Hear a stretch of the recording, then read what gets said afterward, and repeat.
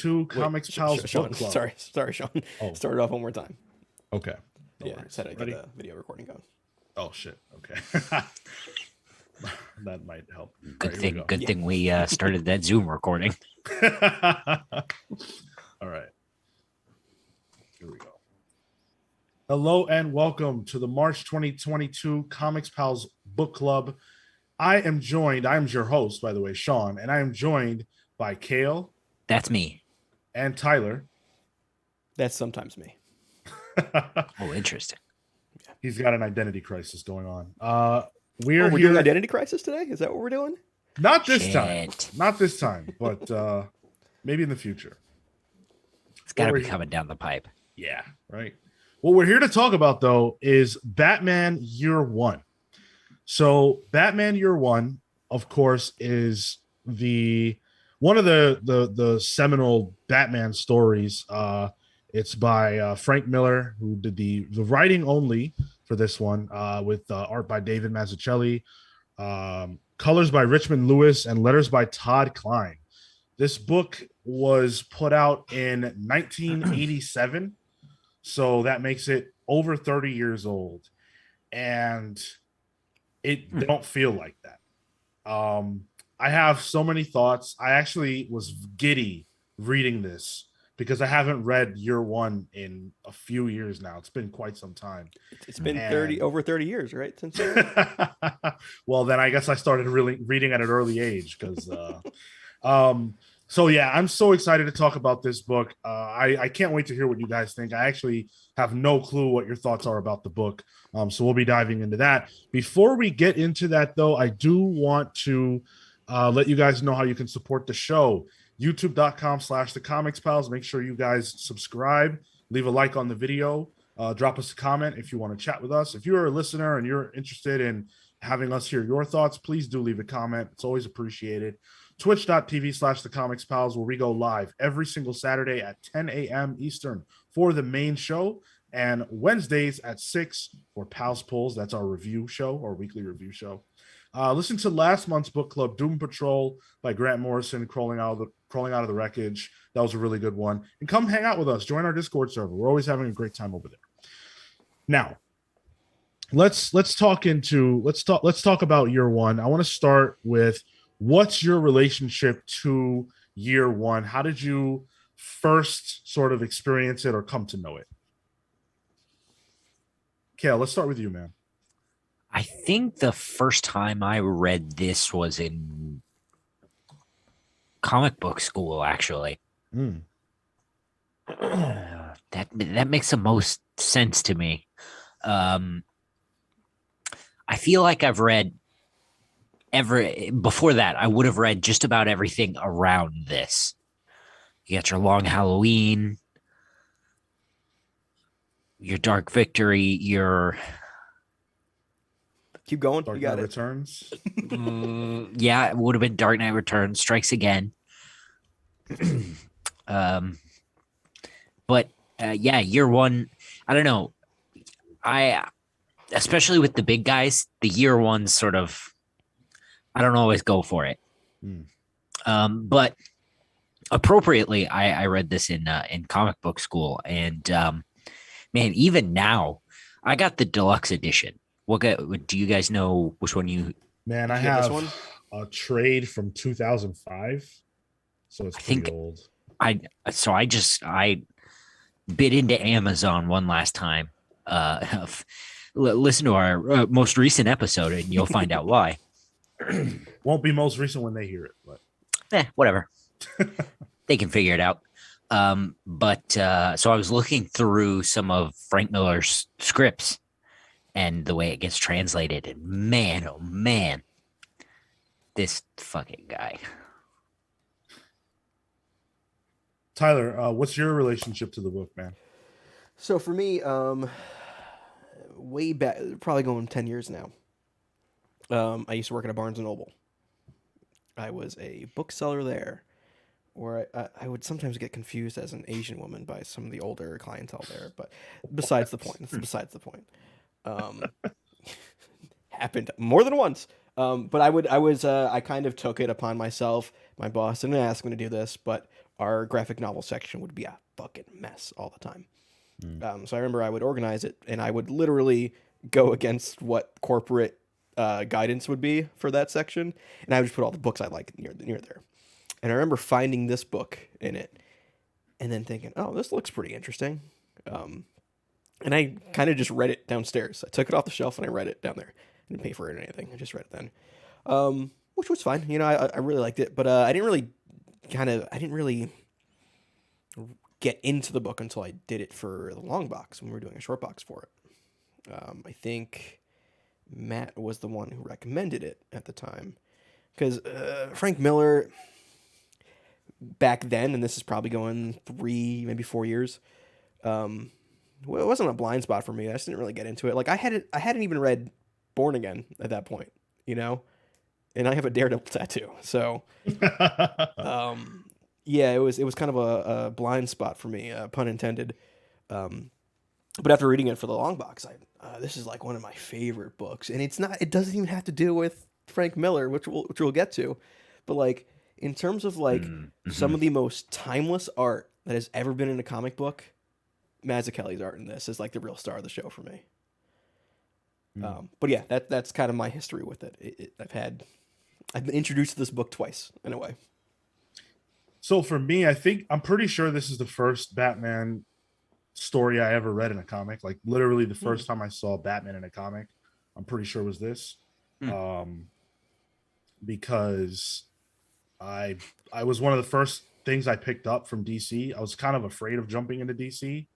But I looked at like what are the best Batman stories, and I saw this one, and I was like, oh well, if it's year one, this is the start. I'll start here, and that's what I chose to do, and I was blown away. I had a lot of confusion because there were things that didn't jive with what I knew about Batman, which was the movies that had been out at the time and the animated series. So, like for example, I didn't really get why Catwoman was black. I didn't understand why Jim Gordon was like cheating on his wife, you know, like I didn't understand why his wife's name was Barbara, but he's got a child named Barbara. Wait. Like I was, go ahead. Can I stop you real quick? Yeah. Catwoman's black? I always thought of her as black. What, after reading this book or prior to reading? After reading this book. Because I didn't understand why the Halle Berry Batman movie had her as Catwoman movie because she's black, and I'm like, wait, Catwoman's not black. But then I saw this, and I was like, oh, Catwoman is black in the original comics. That's what I thought at the time.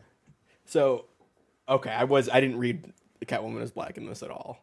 Okay, I didn't either, actually. Oh, interesting. I maybe you're right. I've literally always thought she was black in this. So, and then I didn't understand why in the Long Halloween they made her white. I was like, wait, what happened? So I guess that makes sense. Superhero comics in the 80s, unless they had black in the title, they weren't black, Sean. Come on. Fair enough. But so there were some things that I didn't quite understand, but I found a lot to love in it. It was amazing. It was a great intro to Batman. I think that the entire creative team did a phenomenal job. Real quick, I do want to just talk a little bit about the history of this book and why it exists. So they had put out the first Crisis on Infinite Earths, and they, wiped continuity for the most part. And they had this Batman who they had a blank slate for, along with Superman and Wonder Woman, and they wanted to see how they could push these characters into the modern era. They felt that Superman and Wonder Woman were really close to where they needed to be, but Batman was actually the furthest along, which is weird to think about now, especially because Dark Knight Returns had just hit. But so they said, well, let's make Batman sort of darker. Let's make him closer to the ground. A lot of that zany stuff is not great, and Batman wasn't selling. So they had a conversation about what to do. Frank Miller agreed to tell the origin. He had done the end, which was Returns. Now he did the origin. And he brought on Mazzucchelli, who we had worked on Born Again with, right? I believe so. And so they worked together, and they came on to do this one, and the rest is history. Fact check me on that, because I could be mistaken there, but that's the history of the book. So it's only 4 issues. It was originally supposed to be a graphic novel, but then, editorial was like, nah, let's help the sales of the main Batman book, which was probably smart because the book started to average 190,000 copies sold during this run. So fans were excited for Miller and Mazzucchelli's Batman. And yeah, I mean, it would go on to basically shape Batman storytelling for the next 30 something years here now. Sean, you said this was 87, right? Yeah. Okay, so this would have been right after Dark Knight Returns. Mm-hmm. Okay, so I can see what they would have liked about that darker, more grounded, grittier Batman, and then deciding, hey, let's do this. Exactly. And the sales on that were, major. So it just made all the sense in the world. Go ahead. I was gonna say one of the good things about them selling so much of this series is that you can still find it like at cons. Seriously. It's like super affordable too. Yeah, exactly. And it should be like that, right? Like it shouldn't be the case that books like this ever go out of print or are ever hard to find. Like this should always be available. But go ahead. Especially because it's year 1. Like you would think the origin, at least the origin stories, should be the most accessible. Yeah. And it was they did team up on Born Again. That was Yep. Go ahead, Tyler. Is this the first real year 1? What do you mean? In terms of a concept. The first year 1 title. Yeah, adding year 1 to something, because I feel like DC has done it plenty of times since because this has so much cachet, behind it. But I feel like Marvel's done it too. It became a concept after this. This is the advent of that. I feel like this is the earliest one I could think of. In an official sense, I would imagine so. Yeah, the concept probably had been done, maybe, but in an official way, yeah, I would say so. So let's jump into it. I want to start with what I think is probably the most defining element of this book, which is the way that it tells Bruce's origin. Miller doesn't really waste time with, some of the more heavy, granular aspects of Bruce's origin. He doesn't really deal with the death of his parents. That's something that just happens on a couple of panels. He doesn't deal at all with what Bruce did in the intervening years. So we don't see him from that moment where his parents die until he comes back to Gotham. And we hear that he's been gone for 13 years or something like that. And we see none of that really. That first issue really, really moves at a breakneck pace. And I think that that's to the benefit of the story because it really does cut the fat. Bruce's origin, even by this point, was probably something that most people knew. And this said, cool, I'm going to play off that. And if you don't know it, you got enough knowledge. You don't need much more than this. This is the essential origin. And we see, though, that at the beginning, he kind of sucks. He's got his mission statement. He knows what he wants to do. But he's not good at it. And he's learning that people don't fear him. Gotham is a dark, violent place. And he's a regular white dude who maybe he knows martial arts. That's cool. But I have knives and guns. Like, what are you doing? And he realizes that the fear factor is what's missing. So he tries to figure out what he should do. And a bat flies through his window. And he says to himself, Father, I finally know what I must do. I must become a bat. I shall become a bat, rather. And personally, even reading that now as a jaded comics fan, it hit me again. It probably hit me harder than it did the first time because of how much more I understand Batman and his motivations since then. So my question for you guys is that moment iconic to you in the same way that it was when you first saw it? Do you feel like it's corny? Does it hold up as a moment, as a piece of Batman's history? That moment in general, or the version from year 1? The version from year 1, this specific it doesn't this particular version doesn't actually hold that much water for me. Hmm. I do like the moment, like in general. I think it, as corny as it is for the time it came from, I think it does actually make a lot of sense. Hmm. Um, but the Batman Mask of the Phantasm, um, as I was reading this time, I was realizing how much of the origin stuff in that film comes from this. And it's watered down and sort of kid friendly, but it's still really good. Mm-hmm. And so in that film, uh, Bruce goes through all the same things. You know, he's fighting biker gangs and disguising himself, and he gets in a fight on a bridge and with some motorcycle thugs, and then he goes home to the cave, and he's found it, and he's working out his mission, and all the bats fly out of the cave, and that's when he goes, "Oh yeah, I've got it." Hmm. For me, I still really like it in year one. I think I just did a quick Google search for the original panel from his original origin, which it's kind of the same premise, except he's just sitting on his chair in a full suit, Mm. just mulling life, and then a bat just flies in through his open window, and he's like, "Oh yeah, I'll be a bat. I shall become a bat that way." I think this kind of the year one version kind of contextualizes it in a more accurate way, where he is driven to the brink of insanity because he is so messed up. He is beat up. He's probably got some like CTE going on right now. He's probably not thinking correctly.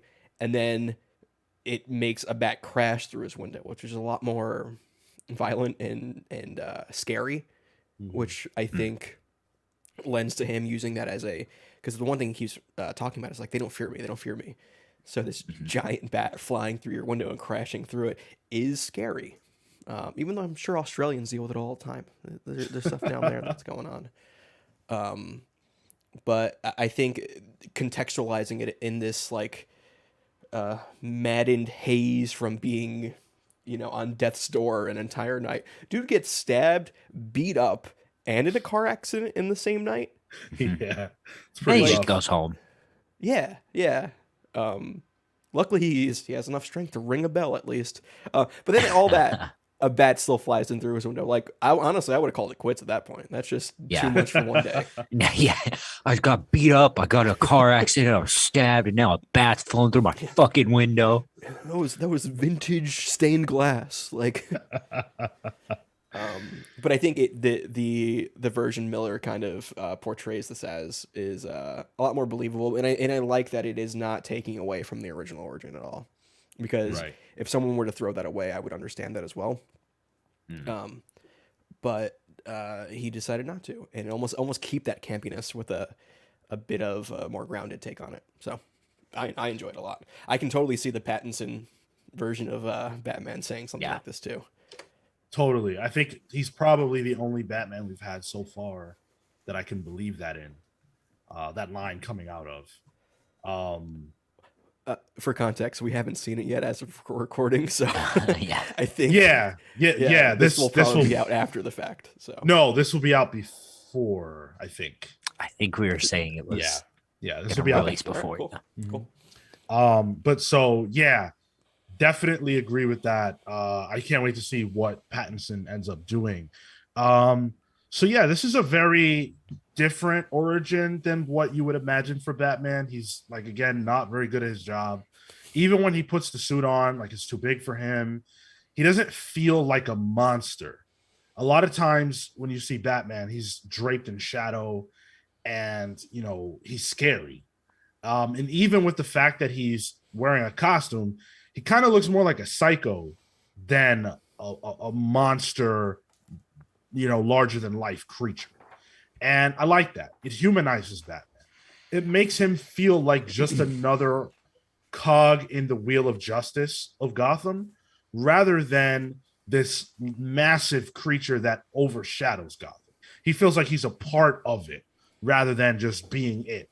And I think the perfect juxtaposition for what I just said is Harvey Dent and Jim Gordon, because they're also doing the same thing that Batman is doing, and they're in the trenches. Especially Jim Gordon, he's fighting, he's getting beat up, shot at, his kid stolen. He's dealing with a lot of bad stuff, and Batman isn't like presented as being superhuman in comparison to what Jim Gordon can accomplish, or in comparison to what Harvey Dent can accomplish from the legal side. Rereading this, I didn't realize how little Harvey Dent is in this.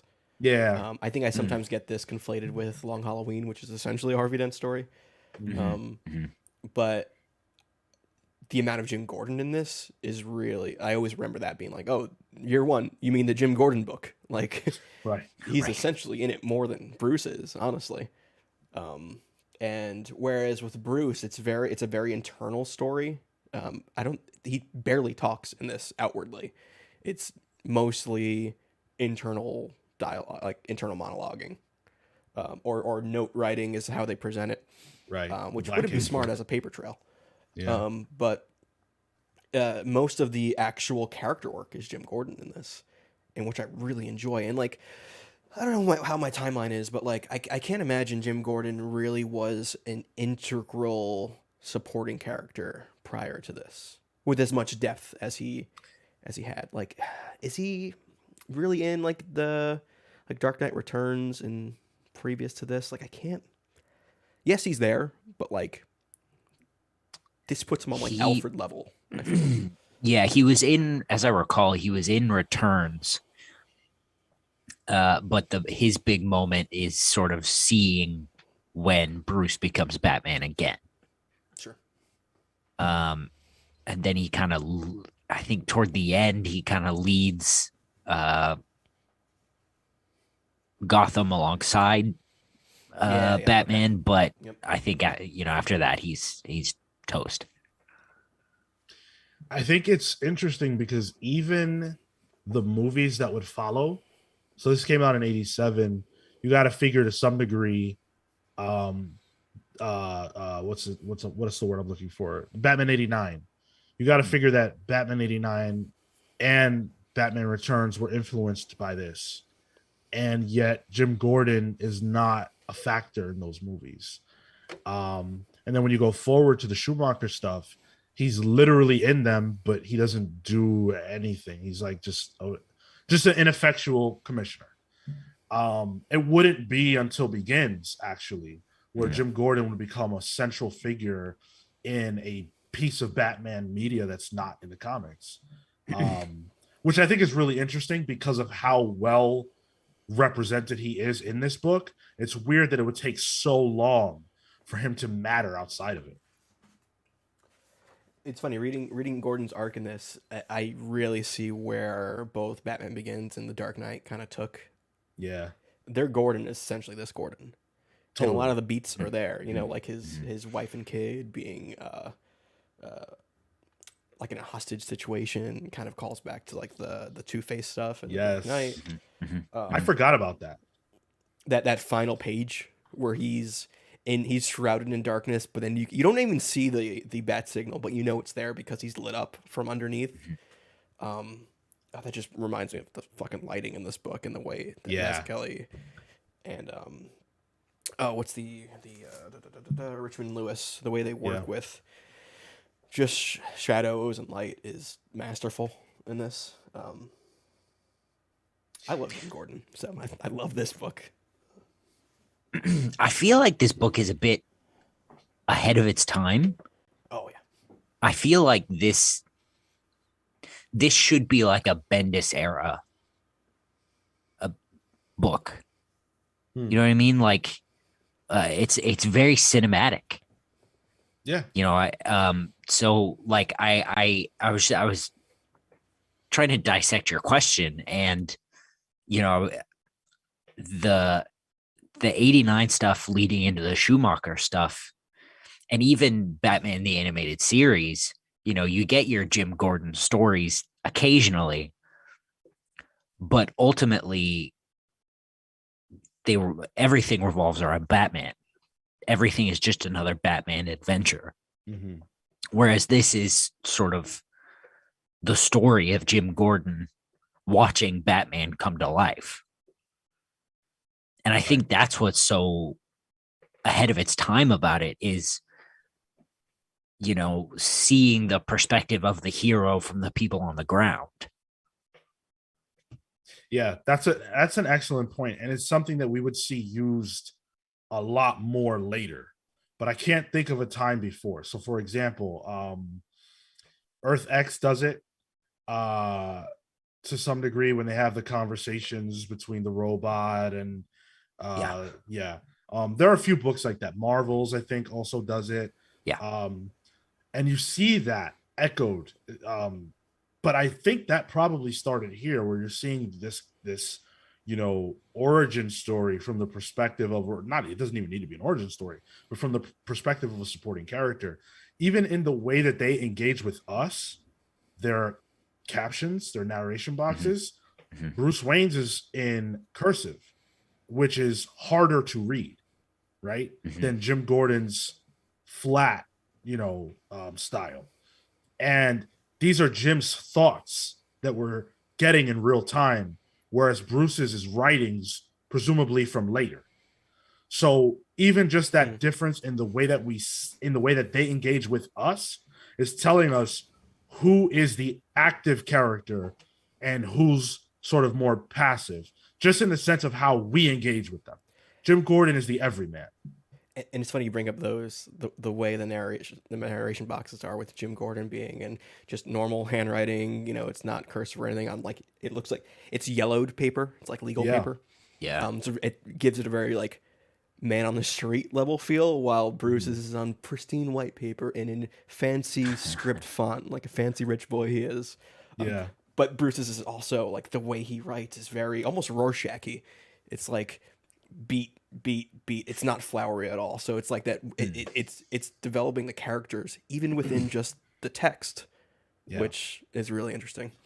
I was looking at like how Batman was right before '87. So in '86, it was Doug Mensch and Tom Mandrake's Batman, which was really just an evolution of Silver Age Batman. So like this is, yeah, you're right, ahead of its time.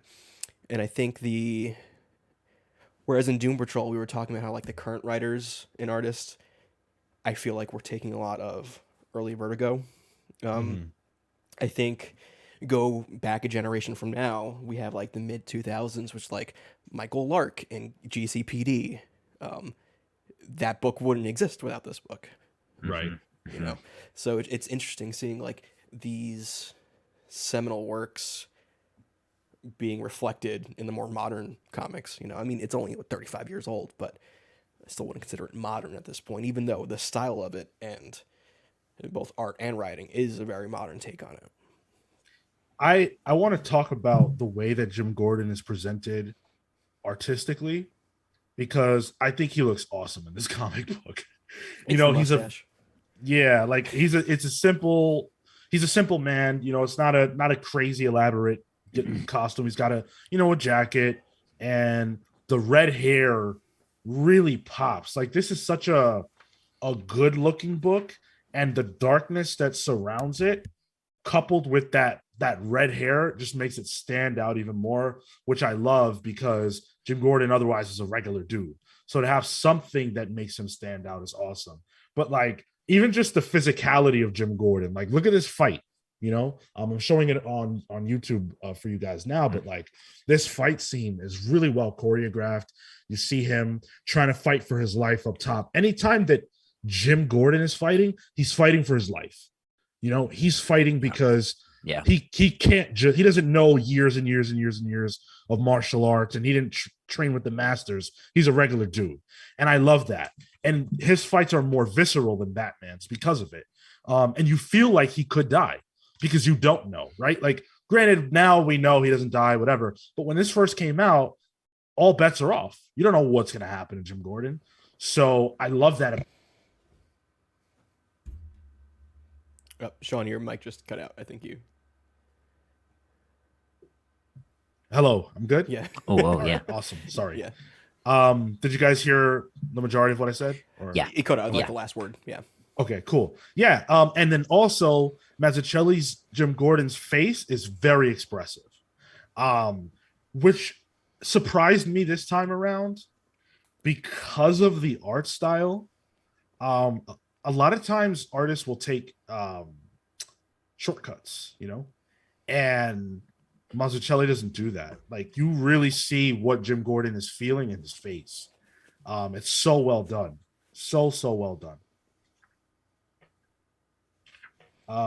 Let's talk a little bit about the relationship between Batman and Jim, because that is obviously like maybe the biggest contribution from year one to the bigger, larger Batman stories is that relationship. You can see this Jim Gordon in Batman Begins. You can throughout the whole trilogy, frankly. And again, that relationship to Batman. You can see this Jim Gordon in Scott Snyder's run. That's a direct. If you told me that was the literal same Jim Gordon, and every story before that was just a continuation to get to that, it makes perfect sense. It feels like the same character. Visually, it feels the same as well, which I love. That is, in my opinion, the biggest contribution to Batman lore is that relationship. The defining of that relationship, I think, is what's important. Because like we were saying earlier, we always saw before this, Batman shows up, Gordon lights the light, Batman shows up or sneaks in a window. Oh, hey, what up, buddy? Right. Oh, famous Batman quote. Hey, Yeah. what up, buddy? Yeah. Yeah. I think it solidifies the relationship between Gordon and Batman, where it's more of a partnership, really. Mhm. It's like an unspoken partnership. But I think this also really solidified the relationship between Batman and GCPD and really kind of fleshed out the GCPD as a multi-layered thing. It wasn't just police. Some of these police are as corrupt or even more so than the criminals themselves. And seeing that really added nuance to that relationship, but also helps Gordon appreciate Batman more in this, and then builds that relationship between them as not even unwilling partners, but I think it puts them, at least in each other's eyes, on like the same page. One of the things that in this is that Batman, you see him early on, he's just chilling with Harvey Dent, like, and they don't really flesh that out as much as I'd hoped. Yeah. Maybe it wasn't a tie-in somewhere. No, I don't think I did that back then. But yeah, it's just seeing how Harvey knows that, like, oh, the police can only really do so much in the city, and he kind of lets things, go by, and that's the realization that happens. And we get the name drop of the Joker at the end too, Right. to show like how because Batman's here now, other weirdos are coming in. So, seeing Gordon realize where his limitations are and where he can leverage Batman in this it's great. Yeah. I'm glad you mentioned Harvey because I did want to talk about him a little bit. He's not really that present in the book, as we said earlier, but he is there, and they don't go out of their way to explain how Batman and Harvey Dent connected at all. That's a relationship that gets explored more in the Long Halloween, but here it's just a fact that they're working together to some degree, and what that underscores, even though you may or may not have known it at the time, but what it underscores is Harvey Dent's willingness to play outside the rules from even this point in his life. He's to some degree willing to break the rules and bend them for justice.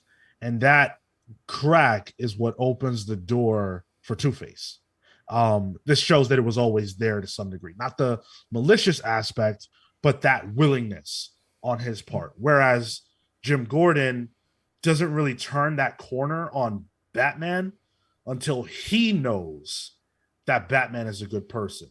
And what it took for him to know that is for him to save his son. But until that point, he wasn't like actively pursuing Batman with the intent of locking him up and really chasing him, but he wasn't comfortable with Batman existing either. I think he saw that as like a potentially necessary evil because he didn't know for sure what Batman was or was about. So I like that kind of relationship between the three of them. Um, let's talk about Catwoman a little bit. We haven't talked about Catwoman yet, Selena. Other than my saying she's black, which I don't know. You know, someone Are you tell seeing me. like Grace Jones as like a Catwoman in The this? kid. That's cool. Yeah, yeah, right.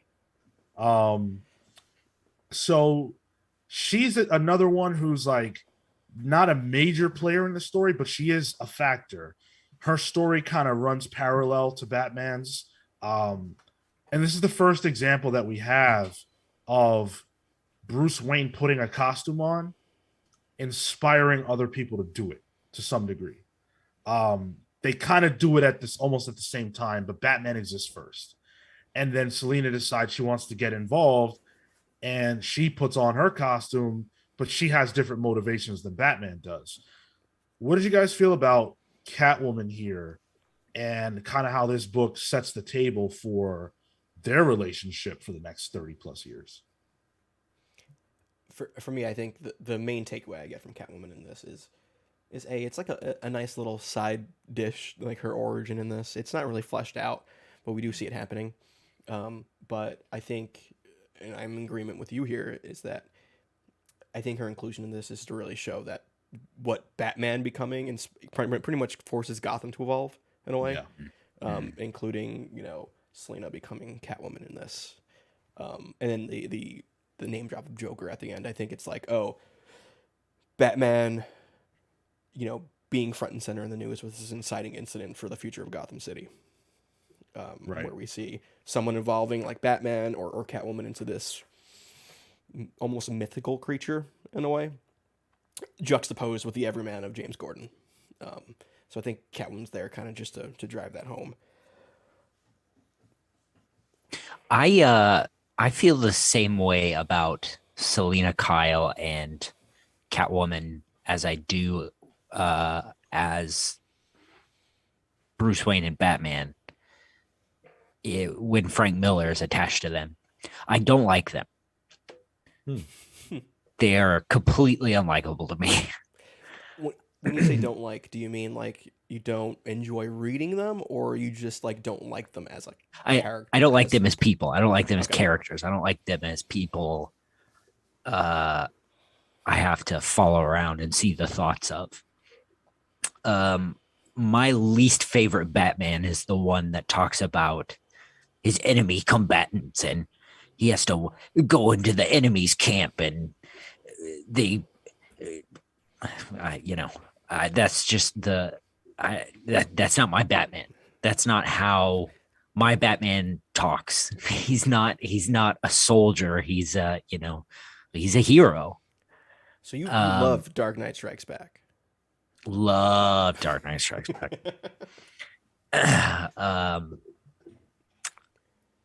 And similarly, Selena Kyle in this for me is just, it's just, it's an edge. It's a little too hardcore, I guess, for me. I don't like him. That's interesting.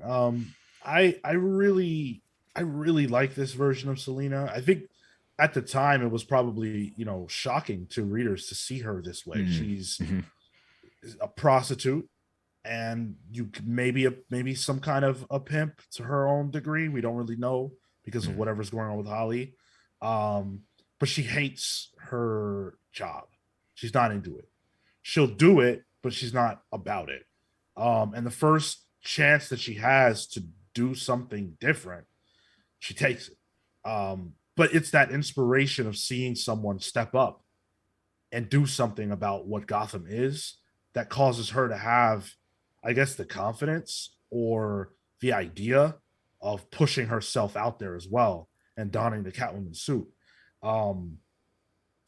I really appreciated that. And one scene that hammered that home for me was the difference between Catwoman or Selena when Bruce first comes to East End and fights the pimp and gets stabbed by Holly and all that good stuff, and what she's like after. because she doesn't want to. She doesn't immediately jump into the fray. She sees the pimp manhandle Holly and all that, and she's watching it from the window, and she doesn't do anything. And we get the feeling that she wants to be this fierce protector, and we see how violent she gets later. But at this particular moment in time, she's hesitant. It's only when she puts the costume on, now she has, the willingness to go up against the top crime boss in Gotham, which is insane. Well, and even still, you watch her progression toward that, right, through the book. She when the Batman shows up at the dinner, no, it's the abandoned tenement building, the crux of issue 3. She and Holly go watch the whole thing, and they're right there. Kale, you bring up you don't really like how Frank Miller writes Catwoman, along with Bruce. I'm trying to think of a time that Frank Miller wrote a female character that wasn't just someone who was inspired by another male character. Like, how's his Elektra? Any idea? Even then, Elektra, I think is just a. I think he's. I mean, it's much later in his career compared to what this is, but even then, Elektra's is inspired by Daredevil. Like it's just a deviation from Daredevil. I'm just wondering if you don't like the way Frank Miller writes women, which I think is perfectly fair. It's not. I don't think it's very nuanced at all. Even Elektra is very much force of nature. Yeah. I'm reminded of his Wonder Woman in Strikes Again. Though he's on the brink of lunacy, Frank Miller is. By the time that book comes out, she's very fuck that dude up. yeah. She's very masculine coded, like you're saying. Male coded, I guess. There's a strength to his female characters for sure. Yeah. But I don't know. I think it's difficult to look at that and say that's good representation, I guess. As a good character representation. Sure. Like I'm thinking of his 3 main female characters that I can think of being Selena in this, Elektra, and Carrie Kelly. All gain their strength from their male counterparts in a way. I think Elektra is probably the most strongest out of those in terms of being a little more standalone. Yeah, I don't know if Elektra really belongs in that category because she does get her powers through the hand and she's trained and stuff like that. Did he create Elektra? I don't know, but I don't think so. I'm gonna look that up. I wanted to say, when it comes to Catwoman, one of the things that I read in preparation for this was that, she was kind of like he did create Elektra. Daredevil 168. Yep. Cool. There you go. Wow. But prior to this, Catwoman was like a child's fantasy / fear. So if you look at Batman, right? Batman is very much, the manifestation of a child's fears about losing their family and about the world being scary. So that's why Batman exists. That's why Batman befriends his best friend as a child, because he is a child in a sense. He's stuck in that, arrested development due to what he witnessed, and also the fact that Batman was written for kids. Batman was written for children to relate to. So, that's why he's friends with Robin. Catwoman is like, how like women are icky, girls icky for kids. Catwoman is like the scariness of going into maturity. She's a mature woman, and it's like whoa, I'm a child. I don't know how to deal with how I feel about that. Here, Catwoman is not that. Catwoman is very much her own person. She doesn't exist to tease and titillate. Hmm. Not Batman, and not really us either. That's her. That's what she's doing in the story when we meet her, but that's not her role in the story. Whereas it was before. Here, even the way she's drawn, she looks powerful. You know, she's got a body that looks strong. She appears to be tall. Her hair is short, not long, and flowy, which of course makes you think of more feminine qualities. She's hardened by Gotham, and it makes sense that that's how she would be because this is a hard world. And look at how she's living. She's living really rough. And so I guess I can understand why you don't like her. And I think that's probably based more on Frank Miller's specific writing of her. I think conceptually, it makes sense that she would be this way. And I think that other characterizations remove some of the reality from who she is or who she would be to soften her a little bit and make her more palatable. Sorry that was long, but It No, makes that makes perfect sense. You're absolutely right, especially in terms of the way Frank writes her, because this whole book is about the reality of Gotham City. And I think that's the thing that's sort of missing in any other depiction up to, Batman Begins.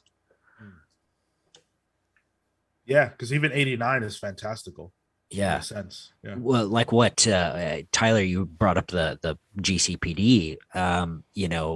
Up to now, I don't know what stories there would have been where the entire police force was corrupt. I'm sure maybe there are some, maybe our listeners can tell us, but the entire police force is corrupt.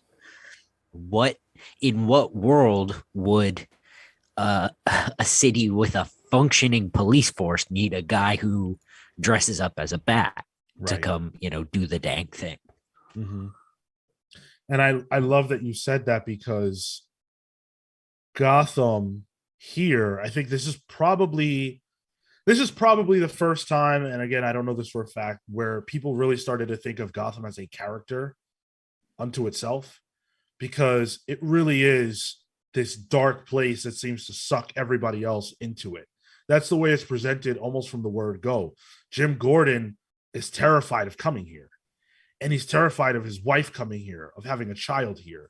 Mm. Gotham is a dark, scary place, and it needs Batman because of that. I'm reminded of like the Force and how the Force pulls, it creates its heroes and its villains out of necessity and balance.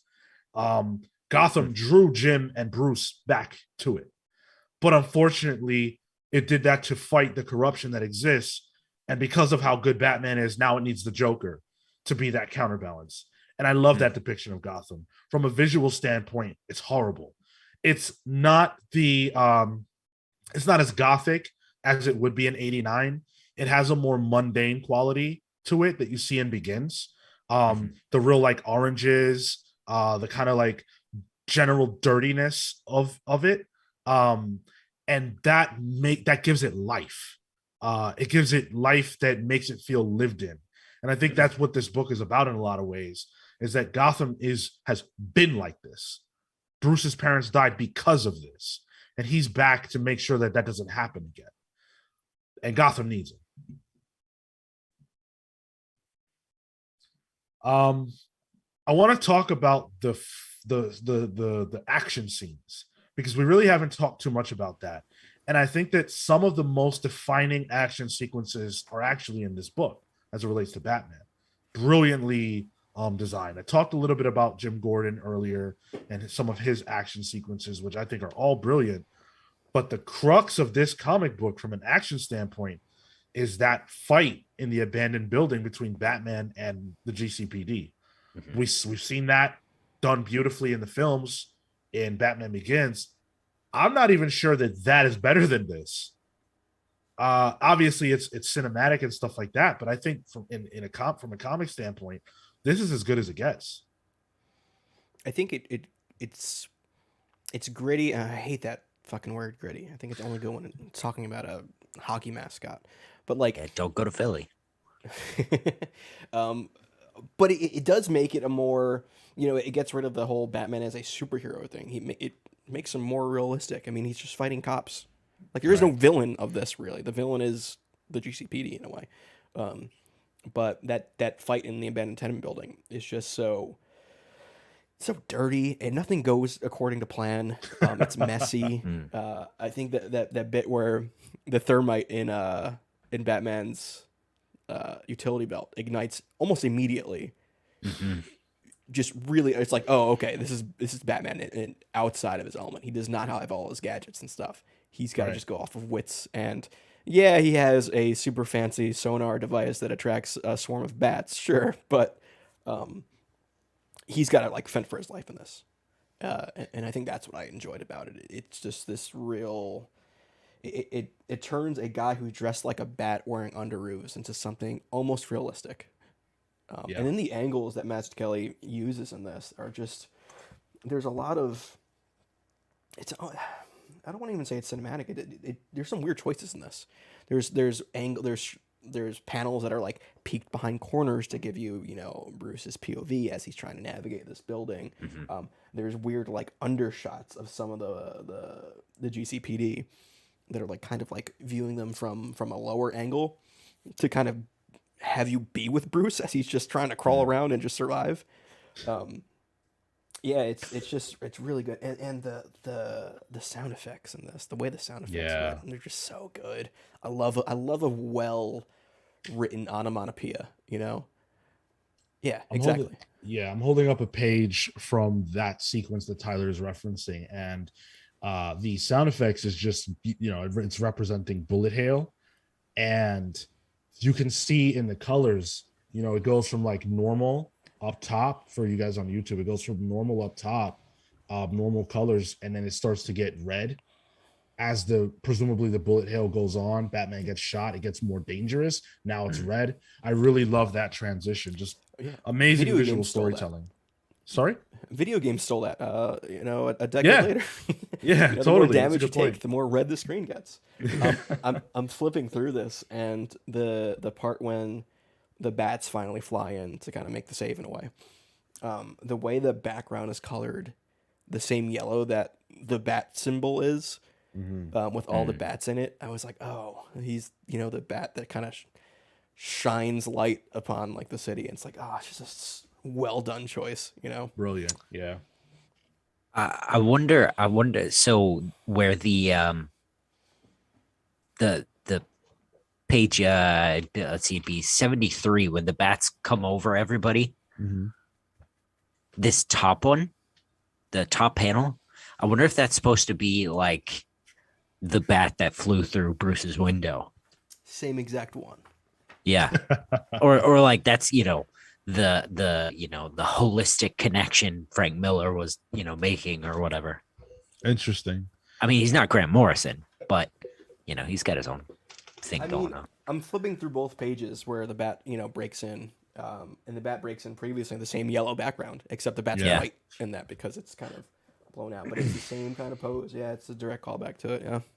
Yeah. I mean, bats only have 4 poses, so it's not a lot to choose from. One of the things that we see in that sequence, though, and we see it throughout the book, especially at the climax when Bruce rescues Jim Gordon's son, is that this version of Batman cares about saving every single person. And that's something that I feel like storytellers have gotten away from in later years. It's not that Bruce doesn't care if people die. It's just that writers often don't focus on showing that he cares if people die. He literally tries to save every single person that he can. And that's a weakness for him because it puts him in danger. In the beginning of the book, where he's trying to save that goon from falling and they hit him with a TV and all this kind of crazy stuff, he could easily beat them up if he lets this dude go, but he won't do that because he doesn't want to kill. And it's not some edict. It's not a rule that they beat us over the head with. He's just a good person and doesn't want to have people die unnecessarily. That's his entire mission statement. And I think it sets it better here than anywhere else because they always focus on the edict, and I don't care about that. I care about him being a good man. You know what I mean? Even in this, he saves a cat. You know, Right. it's Yeah. every life matters, and like Yeah. yeah, he has a blowgun, and like that's his only thing, which also non lethal. But if this was like a video game, you'd use the blowgun and then you steal the guy's gun that you just knocked out. You know, like he's almost imposing these limitations on himself Right. because he has the edict. But they don't never explicitly state that or anything like that. It's just more of part of the story rather than something said to Exactly. you over and over again. I guess the only qualm I would have with that is later on in the after he takes on the Roman with Catwoman. He's speaking to Alfred and he's frustrated at how it went or whatever. And he goes, he says something to the effect of, "Oh, I could have crippled the kid." And I don't know if he just means that in like the fact of maybe just like, he's using cripple as incapacitate, or if, he's like, "Oh, I could have paralyzed that dickwad and I would have been, over." Another famous Batman line. I read it as yeah, it's great. That was Snyder's, right? Yeah, sounds right. I read it as like, oh, I could have crippled him, and then none of this would happen again with him. I think Almost questioning his own methods. He's kind of like thinking out loud because he realizes why that wouldn't have worked immediately after. He says, "I should have crippled the Roman's nephew. It would have bought us time." Which of course is not murder anyways. But then he says, "No, he'd have just gotten somebody else. At least I know who he's using." So he's kind of like, "Man, I could have just crippled this dude and I'd be, everything would be fine." But then he's like, that wouldn't have worked anyway. Like he's working through it out loud is how I took it. But we do see this commitment to preserving life. And I hope that we see that more often, that Batman doesn't have to be this ruthless, not that he murders people, but a ruthless crippler. Like he can just beat people to where he needs to and then move on. I wanted to quickly go back before, as we get closer to ending things, I wanted to quickly go back to Jim Gordon because we glossed over this essential piece of him. The fact that he has an affair. How do you guys feel about that story beat? And why do you think it's here? I think it's here to, the same way that this book aims to humanize Bruce and Batman as a concept. I think it's there to do the same for Gordon. Like, sure, he can be this, good cop no matter what sort of thing, but I think adding a layer of him that isn't necessarily good, especially because he's having an affair with his pregnant wife, So it's like, oh, it's bad plus. I think it's meant to humanize him. I think it does. Yeah, he comes into the GCPD as this white knight. He comes in. Loeb says he told on another officer, right? Reported another officer for corruption or something, Yeah. and so he's already got a bad reputation or a good reputation in a bad place. He comes in as a white knight, a shining example of a person, and they have to the Loeb has to get something on him eventually because he's a good person, even though he makes mistakes. But he's a person. He's not just, a concept. He's not just a white knight. Yeah, I've always taken it as Frank Miller saying very subtly that Gotham corrupts even the best people in it. And that the stress of what Jim Gordon, because Jim Gordon explicitly says to Loeb, like, you'll never have to worry about my honesty. Yeah. And here he is cheating on his wife, right? He catches himself, she catches herself, whatever, they stop. They don't go all the way. At least that's we get the impression that they don't. But something is causing him to act out. And I take that to be Gotham itself. Um, but again, that's not really inside the text, so that's just my read. And even still, he tells his wife, right, about us. We assume everything. So Yeah. Loeb still doesn't catch him, in his honesty. Exactly. Did you guys catch how like Barbara looked different almost every single time we saw her? Yeah. I think lighting controls a lot of the like the shadows, and this controls the colors. And I think at least it gets lost in at least the reprinted modern version of it that I have. I don't know if it necessarily looked like that when it was in single issues, but yeah. So the last thing that I want to talk about is just this book's legacy. I discussed how it came out over 30 years ago, and so I really want to know, like, how do you guys feel this book holds up? How do you feel about its legacy and its sort of its impact on pop culture? And actually, there's a perfect time to insert a question from our Discord. Matt sent us in a question relating to this book. He says, do you think year one, in terms of Batman's depiction in film, video games, television, and comics, is the most influential of Miller's Batman contribution all these years later? To answer Matt's question, the answer is yes. Like, in terms of Miller's work, yes. I think if we're just saying Batman work in general, I would say this and the animated series are probably the most influential for media as a whole. Mm-hmm. But in terms of Miller's work, yeah, I think a lot of people, especially nowadays, almost fight against the Dark Knight Strikes Back, Dark Knight Returns Batman, unless you're the DCFU, which they tried embracing that, and that seems to be it seemed to have backfired on them in a way.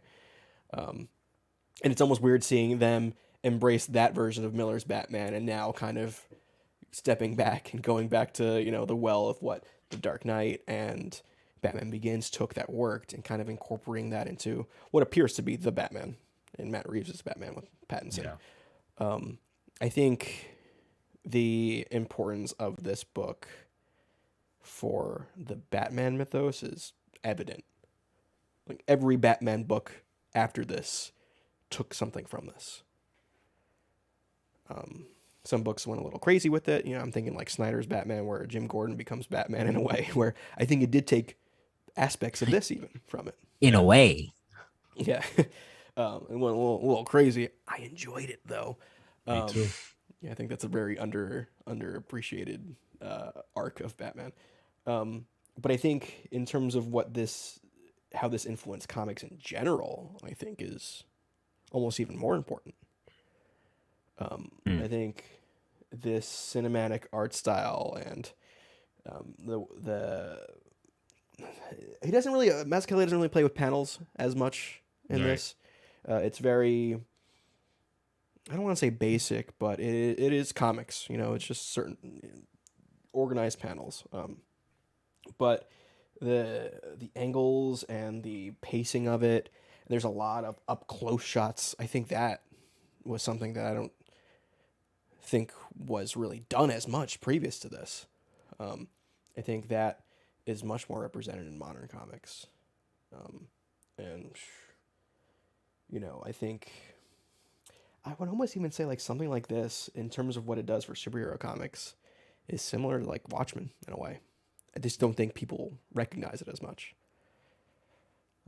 I love this book, if you can't tell, but yeah. How about you, Kill? I wonder how much of the seeds. What am I trying to say here? How much of this is in Dark Knight Returns, the book, because it Okay. came out a few years before. And it is just a very different book. Frank Miller did all that himself, right? Mhm. With Klaus Janson on inks, I think. Um, I just I don't know. I think you're absolutely right, Tyler. I think this takes what's fundamental about Batman and the characters in his world and refines them in a layer of reality that um it adds grime to everything. um and I think, like I said earlier, I think for a character like Batman to exist, that has to happen. But it makes me wonder, I guess, is this in the same, I don't know, continuity as Dark Knight Returns, the Miller verse or whatever. I think one distinction being is that Dark Knight Returns was made as a standalone thing, whereas Yeah. this was just the next issue of Batman. Yeah. So I think this one probably had a little more structure needed, maybe Mm. editorially. I know they were rebooting, essentially rebooting at the time, but um, there was probably a little more stringency that needed to be had. I'm going off of conjecture. I don't know for sure, but Yeah. From what I read, Miller's hesitancy, he didn't want to do it. His Mm. hesitancy was that he had total freedom with Dark Knight Returns. He thought this was going to be a graphic novel. So he was comfortable with that because it could be outside of continuity. Once he was told that they were just going to be the next issues of Batman, he didn't want to do it because he didn't want to adhere to any type of established canon. He was told by Denny O'Neil, who was the editor at the time, listen, do whatever you're going to do. Like, it's not going to matter in terms of you're not going to be hindered by canon. We rebooted everything. Just go nuts. And Mm. so, because Miller got the green light, he decided, okay, then I'm just going to do everything. He didn't want to alienate Batman's history with this story. And so, it's all still canon. He just wanted to reintroduce Batman into the modern era. Mm. So to answer Matt's question, I would say, um, I think that it definitely is the most influential. I don't think that I don't know that there's even really a debate, to be honest. I think for everything that Returns gave to Batman, year one gave that much more. And it also created a baseline that Yeah. anyone could pull from because Returns is too extreme for that. Year one is a baseline that could be pulled from for any medium, that could be a Batman that anyone could enjoy and didn't have the edge to it that Returns did that made it, for some people, too much. Mm. So I think the answer has to be yes. And then, look, frankly, you can make the argument that every single time that an element of year one has been utilized elsewhere, it's been done better by at least one of those things.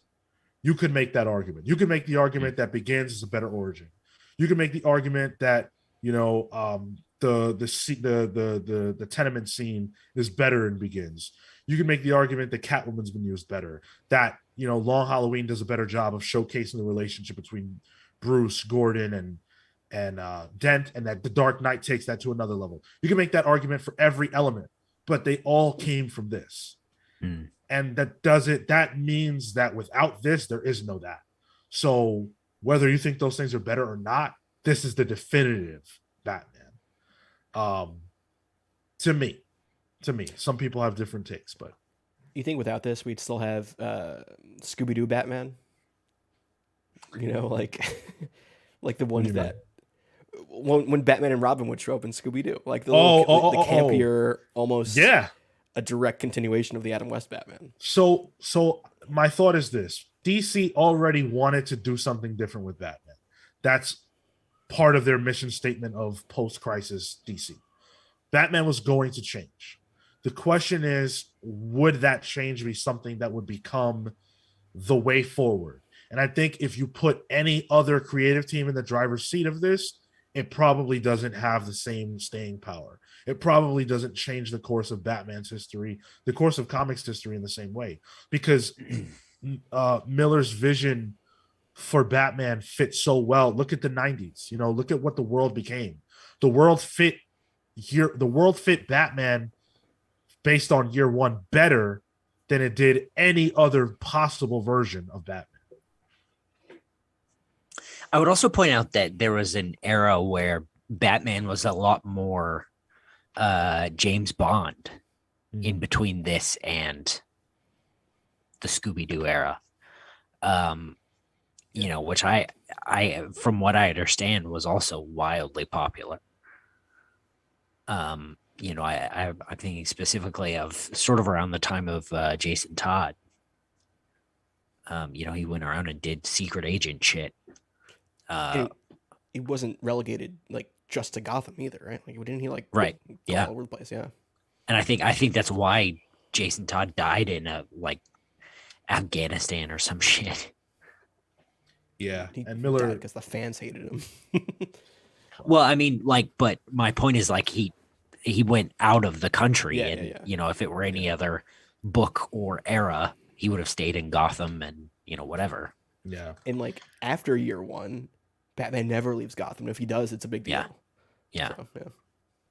We have a couple of other questions that came in, so we're just gonna hit those before we close out.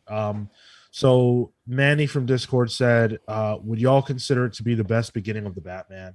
Again, you can make the argument. Yeah, you can make the argument for Begins. You can make the argument for aspects of Mask of the Phantasm. You can make it for animated series to some degree. There are a lot of possibilities. For me, I think this is the best, partially because of how definitive it is. I would love to say Begins, but I think Begins is very specific to that version of Batman that Nolan was working with and where he was trying to go. Whereas this from this point, you can go a lot of different places with Batman. And so again, it's that perfect baseline. For me, it's the perfect one as well. Not only just from a storytelling standpoint, but also from an accessibility standpoint. Yeah. I can hand this to anyone, and they don't even need to know who Batman is, honestly. Nope. And they get everything in this. Yeah. Yeah, no, I agree completely. And then the last one is from Viltrum Warrior, who said, Frank Miller has never shied away from his anti-authoritarian politics in his comics, and this comic has Batman's ultimate enemy be police corruption. Could this story be written today, and would modern readers want to read something like this? Modern readers would say that DC is pushing an agenda is what it would be, and there would be a dozen different YouTube channels saying Batman is anti-cop, and there would be other YouTube channels just reacting to those YouTube. It would be a mess right now. Well, and I also think a lot of people in the time of like Denny O'Neil as the editor of this is well known for trying to tackle real world issues in his books. So I think without the specific people even behind Frank Miller and Mazzucchelli, I think without them it couldn't have happened. Yeah, I definitely think it's a perfect storm, and sometimes you get those books that just hit at the right time with the right people behind it in the right climate socially. Similar to Watchmen. Would Watchmen penetrate today the same way? No, but it came out when it needed to. And so do I think readers? I don't think readers would accept this same story today for a million different reasons. By readers' standard today, this is basic. But the fact of the matter is that this story, from a technical standpoint, is about as good as it gets. There are very, very few things that I think could be done better, if anything. And also, I also think readers would think this was basic because this invented it. Exactly. Like this book is of course it's basic. It's it. Like this is what other books come from. And also, I think the context of Frank Miller as a person who lived in Hell's Kitchen in the 80s in New York City. Yeah. I think that lends a lot of context to his mind, or where he kind of sits in his worldview. New York City, Hell's Kitchen around the 80s, fun place. Real fun place. Yeah, so thank you to everybody who sent questions in. Those came from our Discord. You should definitely come and hang out with us over there. Join us, and you can send questions in ahead of the release of these book clubs so you can be a part of the conversation. I had a blast talking about Batman Year One.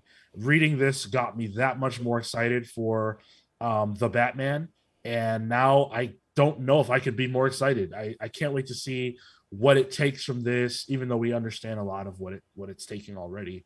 But I can't wait to see how influenced it is by this. This is the definitive Batman. It's not my favorite Batman story because Grant Morrison's Batman exists, but outside of that, I got this and The Long Halloween as my top three. I love this story. I always will. And I'm very, very grateful that we got to go back and read it again. It's funny, Sean, your top three might be my top three too. So, yeah. They might actually be my top three. Awesome. Wow. That's cool. We can agree on Batman, guys. Yeah. Don't agree on much, but when it comes to Batman. So again, thank you for listening. We really appreciate it. If you want to share your thoughts about Year One with us and you haven't gotten to do so already, definitely leave us a comment in the comment section below, wherever it is that you're listening to this. youtube.com/thecomicspals. Subscribe to our channel for free. Like the video, share it with your friends. All that stuff's free to do, and it helps us out a lot more than it costs you. Join our Discord server, as I said before. Twitch.tv/thecomicspals on Saturdays, live at 10 for the main show. Wednesdays, live at 6 for Pals Pulls. We appreciate you guys listening so much. Until next month, take care, guys. See you next month.